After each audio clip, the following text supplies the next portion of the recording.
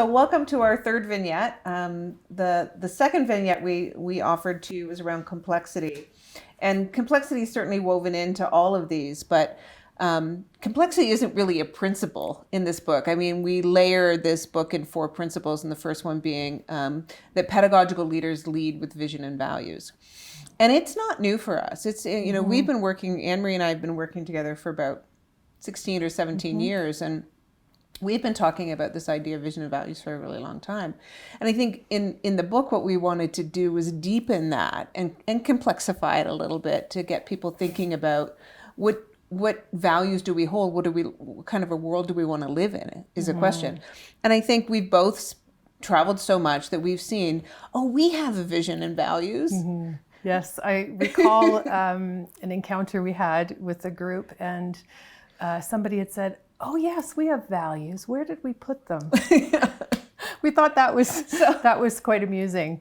And of course, they were talking about the idea that they went through this process and they created a set of core values and they put it on a plaque. But it was very telling as to what often happens when we go through that, when we approach values in that way and think of them as something to do, something to accomplish and get done and identify, rather than, again, thinking about they are actually part of us, and values can change and grow over time as we continue to have a thoughtfulness about how we want to live in the world and the kind of people we want to be. And so we're interested in talking with folks about taking up those questions together. And I think just moving through this pandemic has really opened our eyes to so many things about the kind of world we do live in. And so many things were illuminated through the pandemic. And I think it's helped us to really think again about, what kind of world do I want to support and create? What kind of world do I want to live in? And as you said, what kind of human do I want to be? And what does that mean to my practice in early childhood? And that, I think that's invited, really had us thinking about, and rethinking the entire purpose of early childhood education. Yeah, I think historically, perhaps we've looked at early childhood classrooms as protective places, as these innocent spaces where children can come and we can protect them from the harshness of the world. And of course, we know that that's not true, that children experience the same kinds of things that we experience. They experience racism, they experience pollution, they experience, what the climate crisis that we're in because of human behavior. And all of the other isms, and they're not immune to it. And so as we look out, and I think, as you said, the pandemic caused pause for many of us to be able to perhaps look at the world in a different way. And we're really eager and interested in thinking about how might that influence, how might looking outside of our windows at the world around us influence how we're thinking about the purpose of early childhood education, and what's the emotional intelligence that is required for us and for children to take up the challenges that they face. Knowing that, of course, we want to keep children safe, but they're also part of this world. And how do we think about that?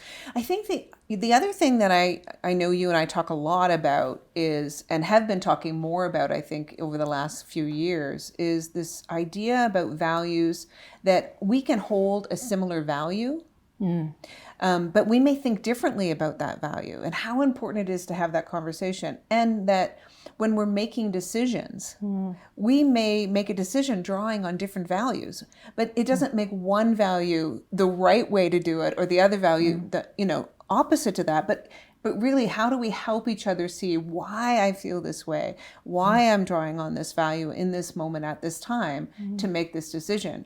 But that requires us to know what we believe and stand for. Yes. It makes me think of that, the play Hamilton. Oh, your favorite play. Yes, I love it.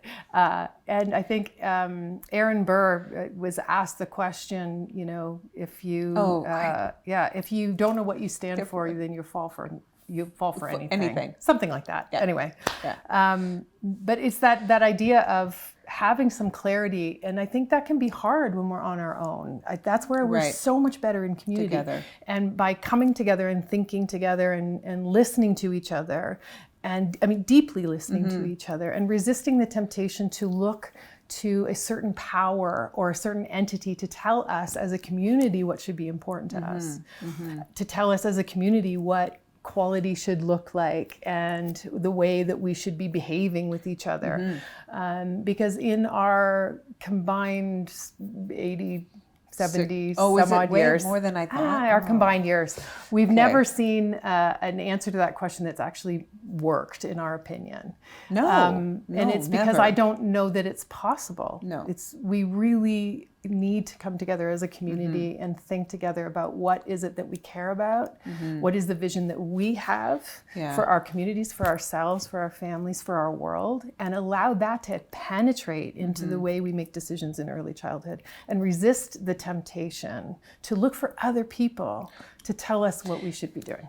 Yes, and we have frameworks across Canada.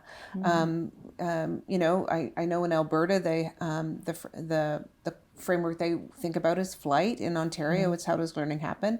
And within those frameworks, and there are things that we can draw on and build upon about of ideas and values that we stand for.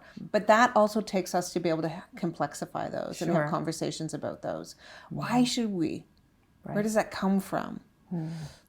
And perhaps move to a place of thinking about ways of being rather than ways of doing.